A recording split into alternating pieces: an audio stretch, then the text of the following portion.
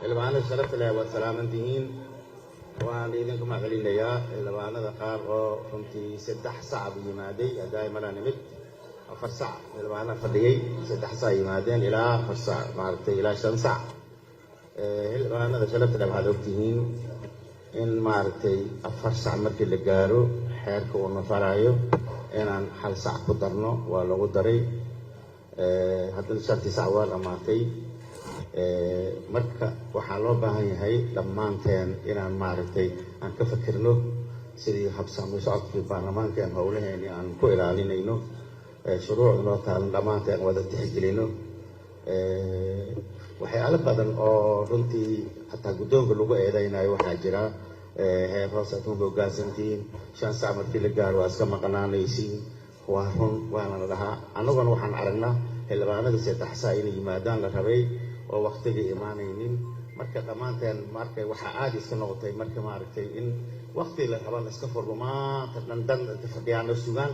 dan ayadoo magaaladii jooga imaanaynin xildhibaanada sharafta leh waxaan u baahanahay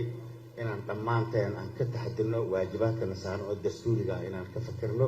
oo aan ilaalino shuruucda noo taalan aan ilaalino aaday muhiim u tahay waxaan runtii aad ugu farxsanahay in xildhibaanada qaar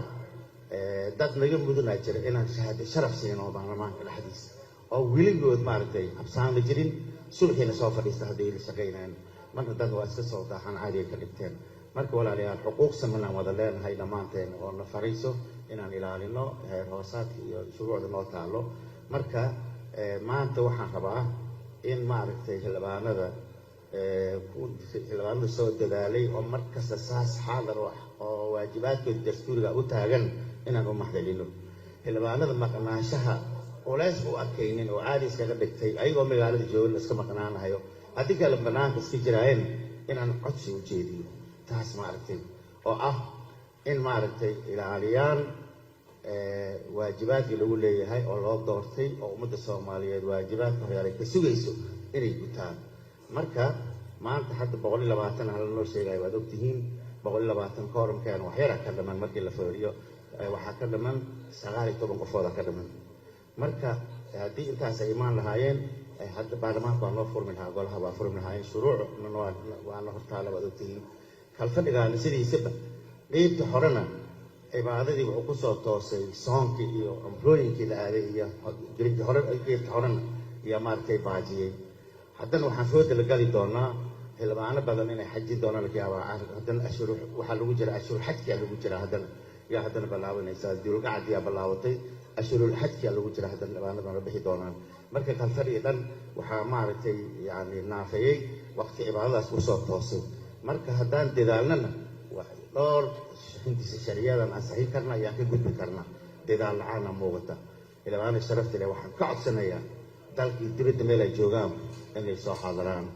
aan la maqnaanin maalmaha noo harsan in baarlamaanka la soo buuxiyo si aan shuruucdan na hortaalo hadda akhrinta koowaad iyo labaad iyo marayo aan u wada ansixino haddii maaragtay saas lagu socdo kalfadhigaan dhan inuu baaqid camal ay noqonaysaa wixii kalfadhigaan loogu talagalay kalfadhi kale ay gudbaysaa dad kale u imaanayn malaha dadkii waajibaad ku saarnaan waa xildhibaanada maaragtay hadda la sugaayo marka xildhibaanada subax kasta meesha fadhiyo xildhibaanka maqan isku xuquuq weeye marka maanta maaragtay waxaan leeyahay xildhibaanadeennii dal iyo dibad joogaan la hadlayaa ha la soo xaadiro waqtigan ha la ilaaliyo annagu ka guddoon ahaan xildhibaanada dhaliishoodii waan qaadanaynaa haddii dhinacaanaga yacni dulgalaanka yimaado waan qaadanaynaa xildhibaanadan waxaan rabnaa inay u hoggaansamaan shuruucda noo qoran iyo soo jeedinta guddoonka oo ku codsanayaan in kaalintooda buuxiyaan oo maqnaanshaha sabab la-aanta aad la iska dhaafo walaalayaal marka maantay maadaama koorum la-aan oo la buuxin waayey waqtigii nagu dhammaaday daraaddeeda shirkeena u baaqday magaaladan aan ogahay in xildhibaanada ay joogaan tan waxay noo noqonaysaa maanta xildhibaanada maqan yaan la hadlaynaa in maaragtay ka fiirsadaan sahalashada oo maaragtay yani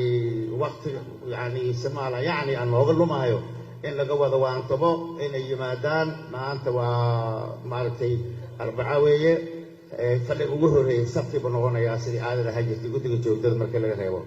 sabtiga xildhibaanada sharafta leh waxaan idinku codsanayaa 4 saac inaad koorka soo buuxisaan 4 saac koorka inuu buuxo fadhiga soo 4 saac inuu soo buuxo marka sidaa daraaddeed xildhibaanada imaan waayba maanta baaqashada sabab u ah in ayaga markaa la sababsanin aan ka codsanaynaa fadhigeeni maanta saasuu ku xirmay walaalayaal idinku aad iyo aad u mahadsan asalaamu calaykum waraxmatullaahi wabarakaatu